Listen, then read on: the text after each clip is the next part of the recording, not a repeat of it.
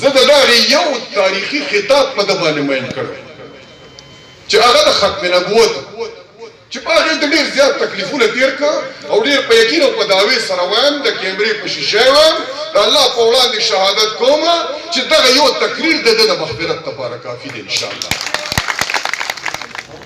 أعوذ بالله من الشيطان الرجيم. بسم الله الرحمن الرحيم.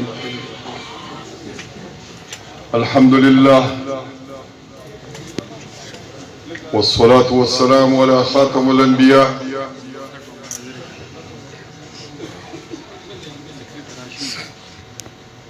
قابل صد احترام زما دراهم او عزتمن مشر سپاهی او سالار د ختم نبوت کیپټن صفدر سی دلته پر اتاک دره په خیرالي وایي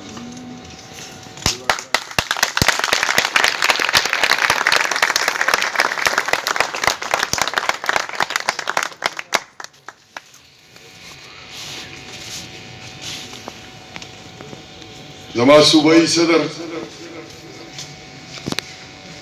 انتہائی قابل احترام معزز و مکرم امیر مقام سے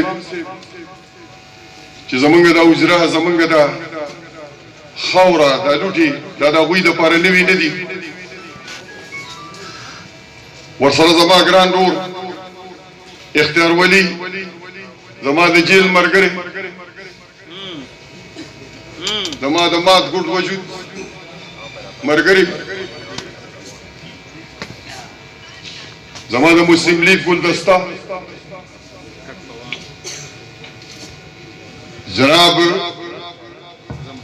زما ضلعي صدر حمزه او په تیره باندې یو زلمی د ما نوم نه راځي د توبې نه راغلی دی هغه ما خیال دی انې امیدوار دی ښایسته ځوان دی ما سره په لومړي ځل باندې پېژندګلو شوه نوم عاقب زاده الله دې ژوندی ګړندی لره بچیا زمونږ درود خوږ ورور څومره چې یې زاړه یې تاسو د ښایست ګلونه ډېر دي جوله مې تنګه ده کم ګټ ټوله وه زه به د کم نومه خلک زما د کور کلي راغلي مېلمنو په ما مینو زما د لرو بر د پورې د راپورې چونکې دا جرګه ده دا جلسه نه ده دا زما د انتهایی قابل عزت او احترام مشرانو د په خیرالۍ دپاره دا وروڼه بایګان راجمع دي هغه یې اورېدل غواړي دوی ما له دعوت راکړه دوستان ما ستاسو جرګه راوغوښته موږ دوی ته وویل موږ خپل صوبائی رهنما جناب امیر مقام صاحب کیپټن صفدر صاحب دوی ناست وو نو هلته کې چې موږ لاړو نو د وروڼو بایګانو ماله توپۍ په سرول او ګلوبندې رانه غاړې لا شوه په پېښور کې د امیر مقام صاحب کور کیپټن صفدر صاحب ډېر د عظمت والا سړی دی زه د دغې یو تاریخي خطاب په ده باندې مین کړی چې هغه د ختم نبوت چې په هغې د ډېر زیات تکلیفونه تېر کړه او ډېر په یقین او په دعوې سره وایم د کیمرې په شیشې وایم د الله په وړاندې شهادت کومه چې دغه یو تقریر د ده د مغفرت لپاره کافي دی انشاءالله. نن زما د خوشحالۍ انتها ده چې ما ته هغه سپایي هغه نر مجاهد زما درشل ته زما عجزخانې ته زما فقیرخانې ته زما پیدخانې ته راغلی دي په جرګه باندې راغلی دي امیر مقام صاحب له ما مخکې وې څو ځله مې وله وینا کړې وه چې امیر مقام صاحب سترګو سره سترګې مې چې ستا ولګېدې ته چې شبوسکې بوله زما ولګېدې ما چې درته وویل رانږدې شو که خفه شولې سور شوې د غوسې نه نور زما ولګېدې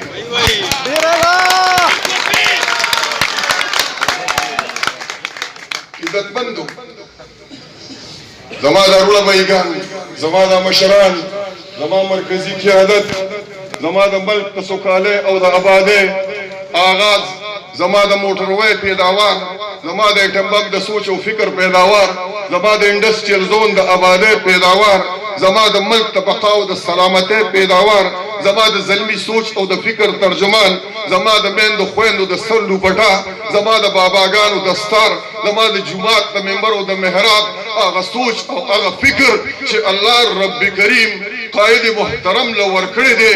الله رب کریم بیا د پاکستان د آبادۍ لپاره الله اگر او وخته د هغه په ذریعه باندې الله رب کریم د وخت ابابیل را پاسول چې د وخت د ابرهه دپاره په خپلو مخوکو کې نري نري ګیټې ونیسه راواله هغه جدي چې الله رب کریم تعالی درکړی دی. ان الله یامرکم ان تودوا الامانات الى اهلها، امانت دل درکړی دی، قیادت دل درکړی دی، پوهه درته درکړې ده، کاڼی درته په مخوته کې درکړی دی.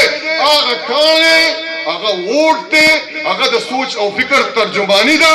هغه ووټ چې تی چاله ورکې د الله امانت دی، په هغې باندې یا ملکونه آبادېږي یا پې ورانېږي، یا قومونه په تنزل کې ځي، یا قومونه عروج ته ځي، یا به نر ته ورکې د نرتوب کلچر نه درکوي، یا به بې خوندو له ورکې د حیا نه به دې پاکوي، یا به یې داسې چاله ورکې چې هغه د بیبي لوپټه په سر مضبوطوي، هغه د بابا دستار په سر مضبوطوي، هغه د تسکولونه آبادوي، هغه کالجونه آبادوي، هغه روډونه آبادوي، هغه موټرویز آبادوي، هغه جهازونه آبادوي، هغه د سوچ او د فکر ترجمانی کوي.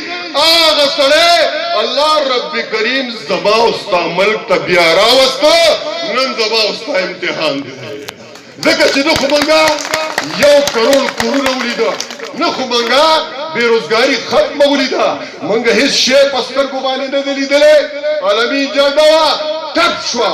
ای زما زلمیه، زما د کور کلي، زما د علاقې زلمیه، و زما بچی، و زما میندو خویندو چې په کورونو کې ناست دی، تاسو سره بیا یو ځل ذوالفقار بادشاه د کیمرې په شیشه باندې مخاطب دی. زما د هر کلي، د هرې ګلۍ، د هرې کوڅې، د هر سوچ فکر ترجمان پکې بیکېږي.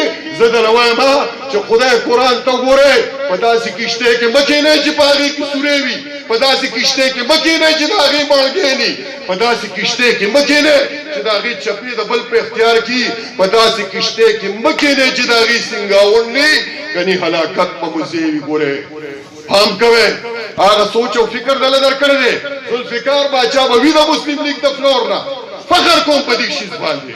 خو الحمدلله وایم درته زه دا ډېر په دعوه سره چې ای د ما د تحریک انصاف سوچ او فکر ترجمان زلمیه، ته زما بچې د دې شتل پاټۍ ورکړې مور او خورې، ته زما ځان زیږرې، که د جمعیت علما اسلامي، ته زما یې که د جماعت اسلامي، ته زما یې چې ستا د هرې پاټۍ سره تعلق دی.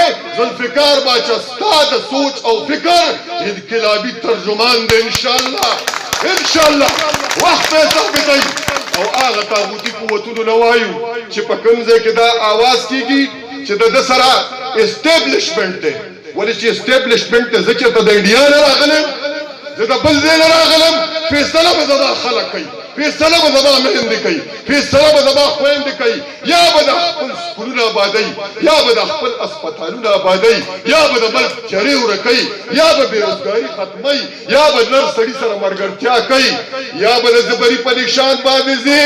ما به مخکې الیکشن کې تاسو له وې چې موږ سره 2 صابونونه دي شیر مارکا، اختیار به پې د بره نه راځي، د پوندو زنګ به لرې کوو، کپړې به د دې خپلې حلقې پاکوو انشاءالله. او زه درته وایم انشاءالله د ثوابۍ نه به شروع کوو زلمیه. انشاءالله موږ به ستا سره یو، موږ به د هر هغه سړي سره یو چې د ملک د آبادۍ او د سوکالۍ سوچ کې انشاءالله. زه خپلو زلمو ځوانانو له وایم تاسو راغلي یې، زه د خپل سیکورټي والا، د خپل ډي اس پي صاحب، د خپل سچوګانو، د خپل ډي پي او صاحب یو په کروڑ شکرګزار د بیګاره سي. او ذکر به کوم ځکه چې زه د امن جرګې د ضلع نوخار چیرمین وم، زما یې سچو به ولاړي مخامخ صفت نه دی په کار، ځان به دې ورک شي. بېګا یو سوال جواب راغلی چې دا د مزور هلک ورک دی. هغې دی ما سره ناست و، زما د اکابرو، زما د مشرانو د سیکورټي خبره یې کوله. سمدستي رانه پاڅېدو، ما یې ولې ویې لک روغ دی، ما یې هر شی پرېږده، هغې نه ځان را رسوه. وختي رالو په مخ باندې خندا وه. نو ما ورته هلته زما بچی ورک دی، دلته ستا په مخ باندې خندا وه.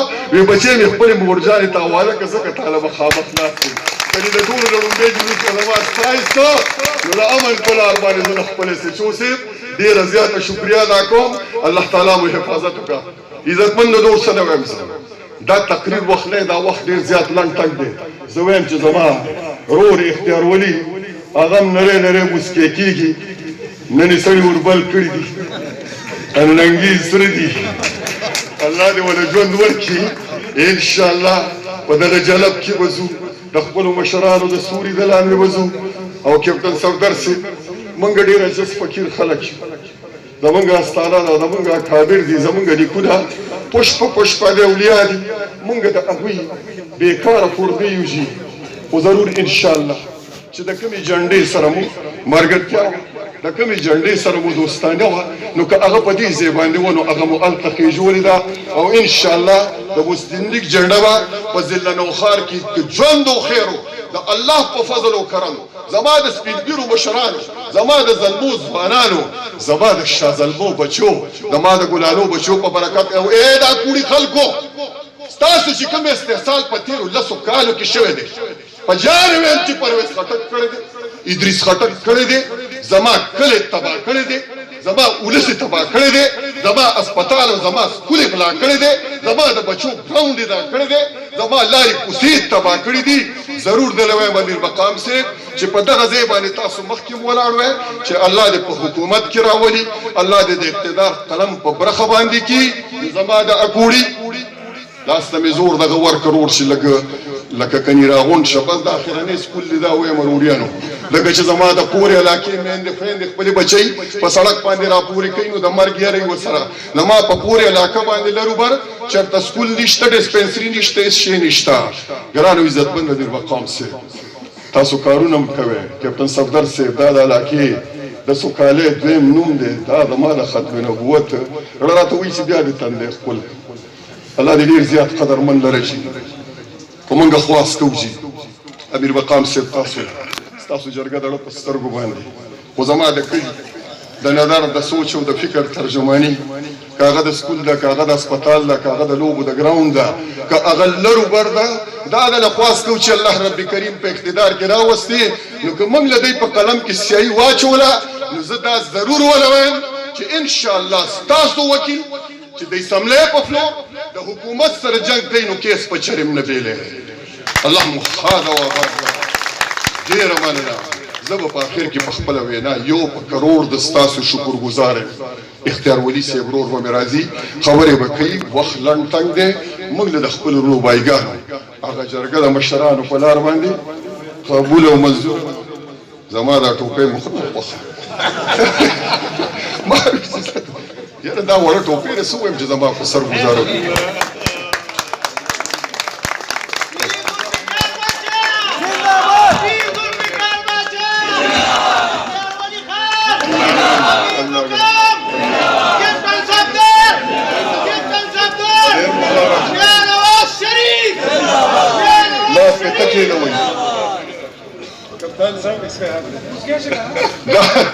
دا سر دی لاس خو پکې دی که نه معلومان وایي اسود دی ستاسو ټول ګناهونه به راکاږي. هلکو قسم په خدای ګورې د ده په تندي ښکلولو کې هم ثواب دی، په ایمان لرئ. دا هغه سړی دی چې د ده تقریر ما دا جګړه مبارک شه، مبارک شه، ډېر مبارک، ډېر بختور دي. السلام علیکم.